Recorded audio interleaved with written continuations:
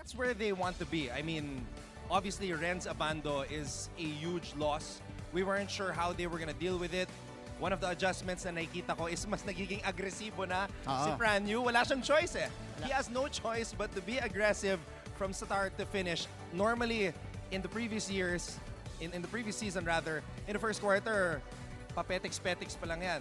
You know, he would pass the ball, set up his teammates, but you can see him in the first quarter. Nowadays, he is all out aggressive, taking the early shots, and in the end game, hindi na rin namamasa. You saw him post up and take the fadeaway towards the end. But, you know, that's the effect of losing Renz Abando. But like I said, they're right where they want to be.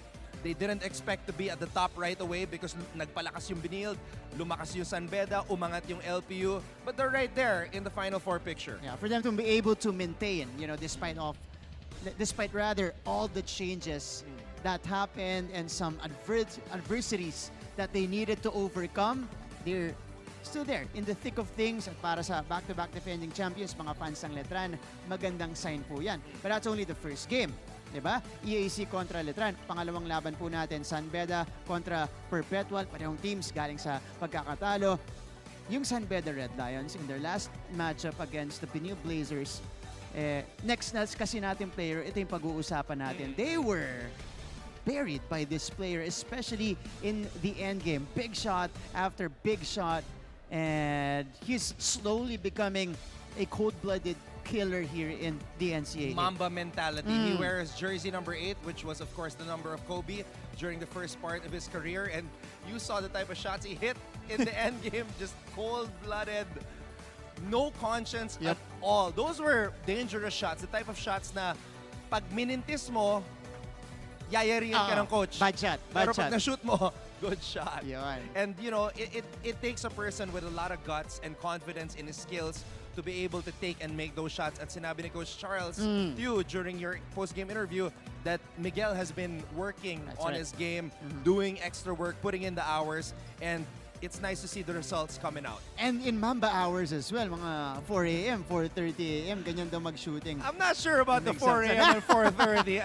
I'm more of like Carmelo. That's too early for me. He's not a believer. That's too He's early. not a believer. I mean, these guys are kids, Mars. That's right. That's true though. We don't need them to be waking up at 4 a.m. They need their sleep. They need their sleep. Pero ito na, pinag-uusapan na natin siya. Kilalanin natin ang ating Power Player of the Week.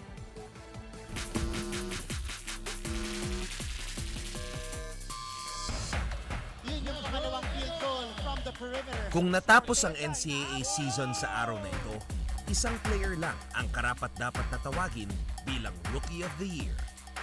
Yan ay walang iba kung hindi ang shooting guard ng Benilde Blazers na si Miguel Oczon. Oczon!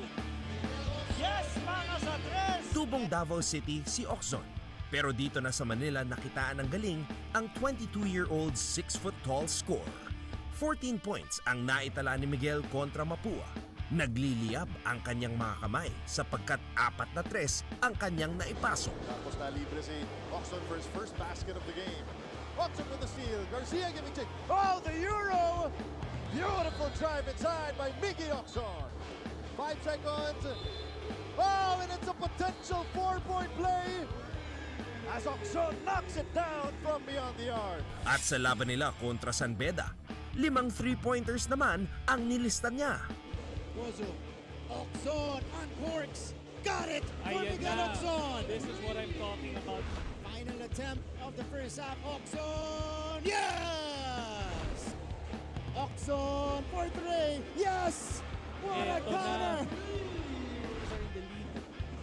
Oczon connects! Woo! What a shot from Miguel Oczon! We have to look for the nearest man. Oh! Miguel Oczon with a gold-blooded 3! Pinangunahan ni Miguel Oczon ang atake ng Blazers sa kanyang team-high 19 points. Malinaw na isa siya sa mga pinakamalaking dahilan kung bakit nasa tuktok ng team standings ngayon ang Benilde. Bagamat unang taon pa lang niya sa liga, isa na siya sa pinakamagaling na players sa kanyang posisyon. He's so good that he has the potential to be one of the faces of the league one day. But for now, Miguel Oczon is our NCAA Power Player of the Week. There we go, our power player of the week. We call him a masked man in the NCAA. Sometimes we call him the samurai. But we cannot deny the streak that he is on right now. Migs Oczon with a much-deserved power player of the week recognition. Marts, I get it now. Yeah. I get it now kung bakit pinapayagan ni Coach Charles Stew na tumira ng ganong klase mga shots si Migs. You know why? Kasi ganun din si Coach Charles Stew.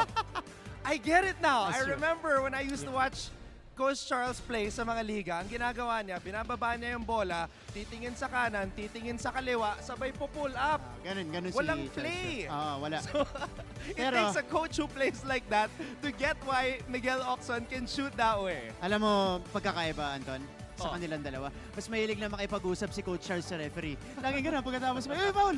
Ref, walang tawag! Ganun sa mga recreational leagues. Ayan. Pero syempre, yun pala yun nakikita ng coach niya sa player niya yung sarili niya. And yung justification lagi ni Coach Charles was, shoot naman Oo nga, Diba? actually. I Yeah. mean, if it goes in, what can you do? That's right. You know, he's trusting his players, trusting the system, trusting himself.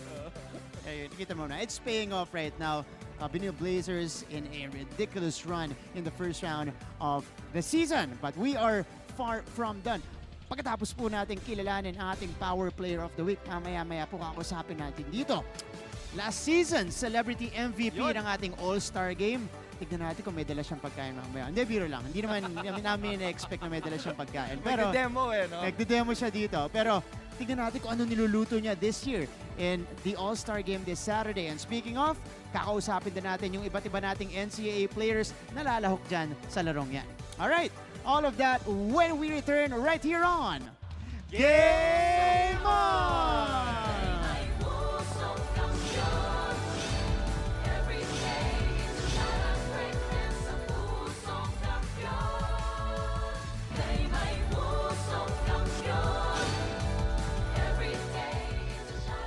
Welcome back to the show. You guys are still watching your favorite in-between sports and entertainment show. This is Game On. This is Martin Javier alongside Mr. Pure Business and Pleasure, Anton Rojas, and joining us here on the Game On table.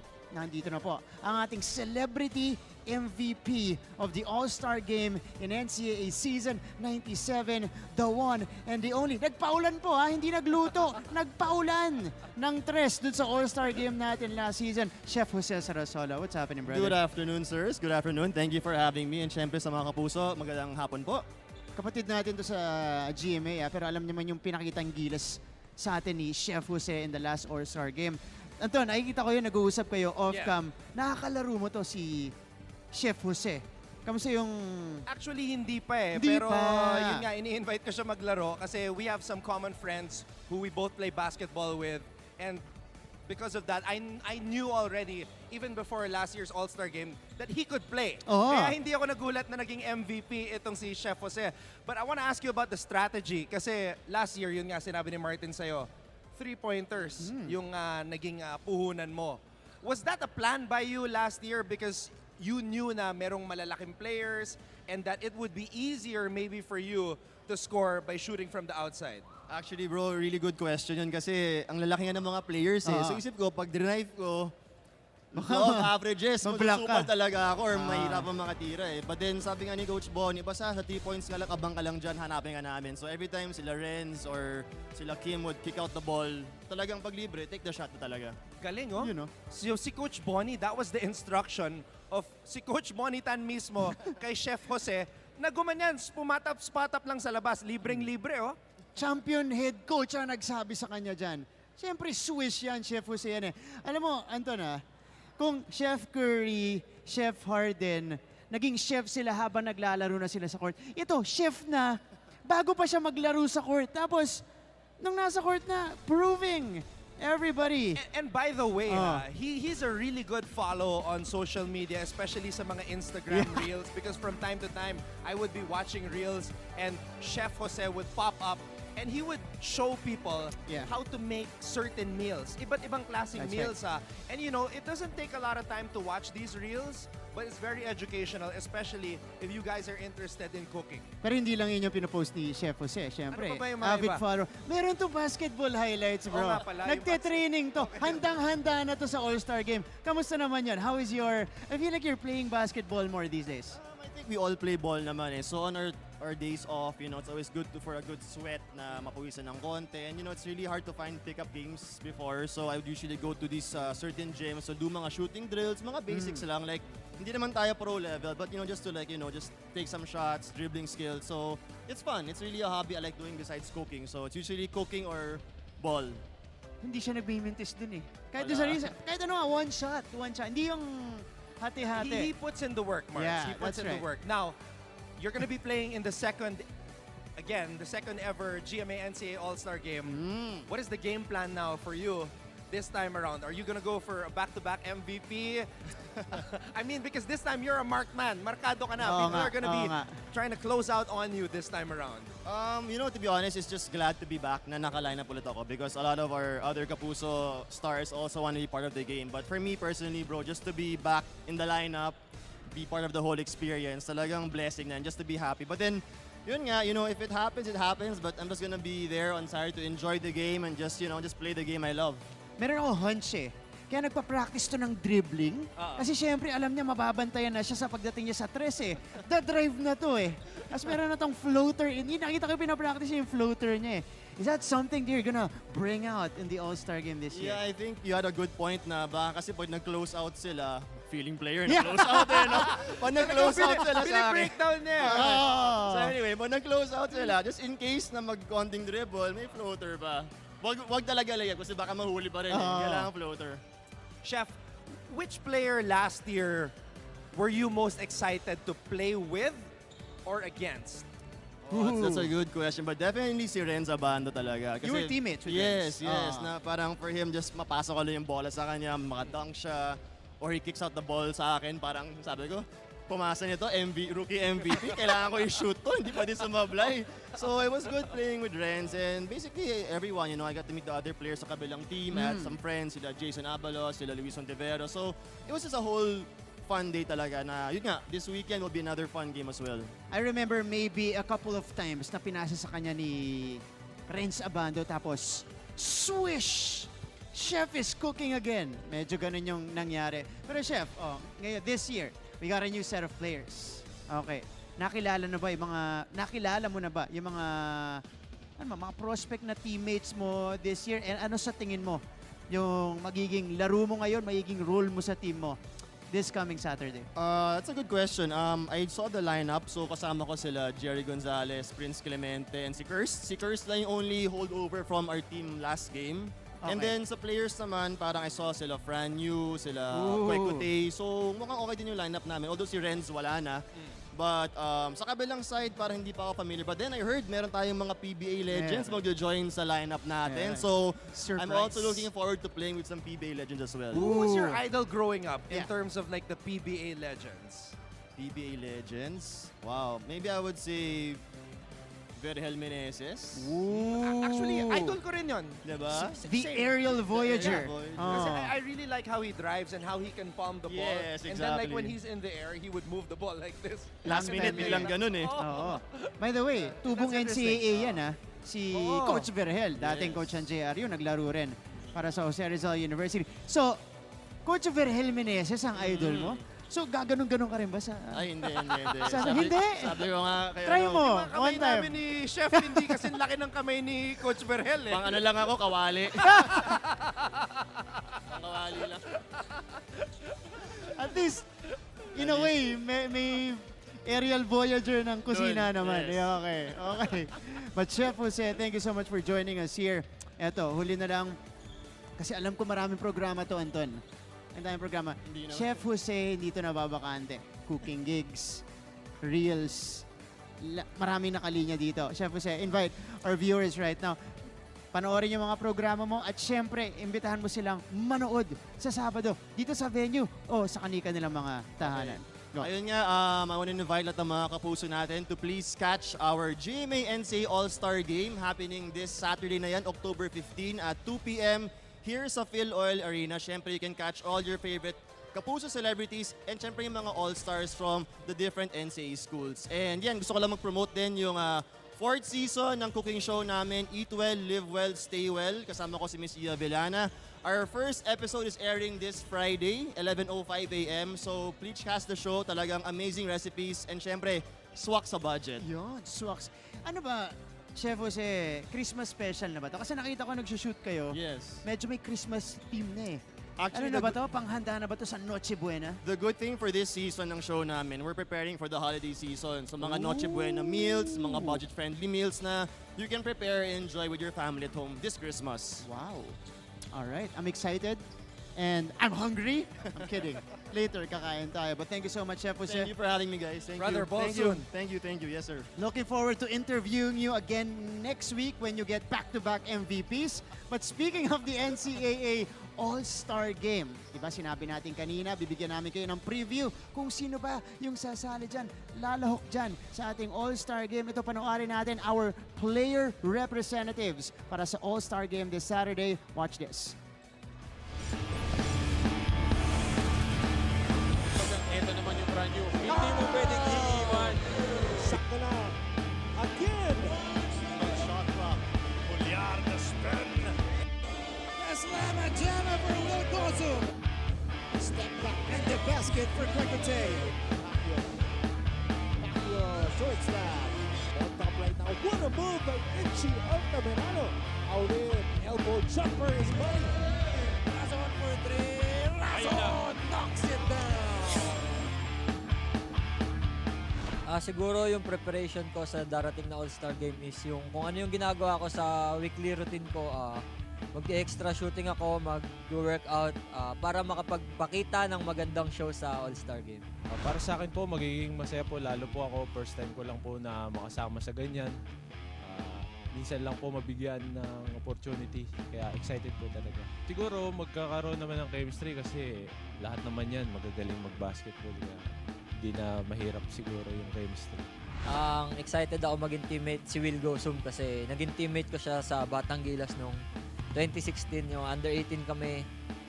Hindi kami nakapag-champion doon pero sana dito sa All-Star makapag-champion kami. Excited ako makasama is si Franyu at si JB Bayo dahil magka-teammate na kami sa under. Shoutout Franyu. Excited ako makasama si Ichi kasi ilang beses ko na din siya nakasama sa ibang shoot sa GMA, naging close kami. Makulit din si Ichi kaya excited ko siya makasama. Yun din ang maganda ng nagagawa ng basketball. Kahit magkalaban kayo off the court, nagiging close kayo in a way. It's just playing with everybody in general, like knowing like everyone is going out there to have fun and obviously to compete. And it's an all-star game, so we want to put on a show for everyone, especially the fans, and just play basketball. So, I'm super excited kasi nga makakampi ko yung mga kalaban ko sa kanya-kanyang team, and yun lang, sa tingin ko magandang laban to. Nagpe-prepare ako this coming All-Star game, mag-extra shooting ako and focus ako sa mga kailangan kong i-improve. Excited ako makasama sa All-Star Game si Kwekuteye ng San Vedas. Gusto ko lang din ma-experience yung mga ginagawa nila at kasama sa loob ng court. Yung expectation ko sa All-Star Game, magiging magandang laban yun. Siyempre, iba-ibang school kami sama-sama. Siyempre, matutuwa rin yung mga manonood. Siyempre, sa maganda yung ipapakita ng GMA. Excited ako makasama sa All-Star Game ay si Will Oczon tsaka si Franyu. Mga tropa ko yan, siyempre. Ulitan kami yan lagi. Brotherhood. Ang ginagawa namin ngayon ng mga teammate ko na kalaban namin is nagpa-practice nga kami tapos onting bonding lang. And some of my teammates naman, kilala ko na eh. Parang friend ko na outside the court kaya hindi na ganun kahirap makuha yung chemistry. Ang expectation sa All-Star Game ay magiging masaya kasi marami ng crowd, yung ramdam mo na yung NCAA talaga. Ako si Franyu, point guard. Ako si Luis Anggalang. I'm James Canas Kwekuteye. Ako si JB Bahion. Ako si Ichi Altamirano. Ako si Jello Rason. Ako si Kim Aurin. Ako si JC Colyar. Ako si Will Oczon, small forward ng Benilde Blazers. Handa na may pagbakbakan para sa Team Saints. Lessons learned if you're Kate Flores. Coast to coast finish by Axel Burman. Coach Jerry, itong si Renz Nocum, Juaren, Bonifacio. Omar Larubay have been solid. It is down to one. Renzo Navarro. H.M. Miranda with a finish. Drains the free throw line jumper. Mixed emotions for me na maging kakampi yung mga nakakalaban ko from other schools kasi syempre for the longest time nagko-compete kami, talagang nagpapagalingan kami. Pero this time magiging magkakampi kami. Siguro si Zed Flores kasi nakikita ko kanina yung mga highlights niya sa dunk niya. Parang gusto niya talagang go hard lagi sa mga ginagawa niya. I'm excited to play with the EAC team member Alan Liwag in the upcoming All-Star game. I mean, we're going to have some great chemistry, I guess, in the down low and up high. Masaya na magiging teammate ko yung mga former na nakalaban ko. Excited ako makasama si AJ Miranda. Kasi he was my former teammate back in JRU. He was really a good friend of mine. Siyempre sa may game naman magkakilala naman kami. Sa court lang naman kami magkakalaban pero pagkadating naman sa labas, magkakilala pa rin kami. So madali lang sa amin yung makuha yung chemistry. Para ma-develop namin yung chemistry, pinapanood ko yung mga laro nila, kung paano yung gameplay nila, para madali ako makapag-adjust sa mga magiging kasama ko. Ayun, ang in-expect ko para sa darating na All-Star game ay siyempre masaya to. Tsaka lalong-lalo na para sa akin, first time ko masama sa All-Star game. Excited ako makasama si Enzo Navarro kasi naging teammate ko na din siya dati bago mag-start yung NC. Hi, I'm Cade Flores. Ako si Axel Doromal. Ako si Renzo Navarro. Ako si Omar Larupay. Ako si AJ Miranda. Ako si JL De Los Santos. Ako si Allen Liwag. Ako si Renz Noum ng Mapua Cardinals, lalaban para sa Team Heroes.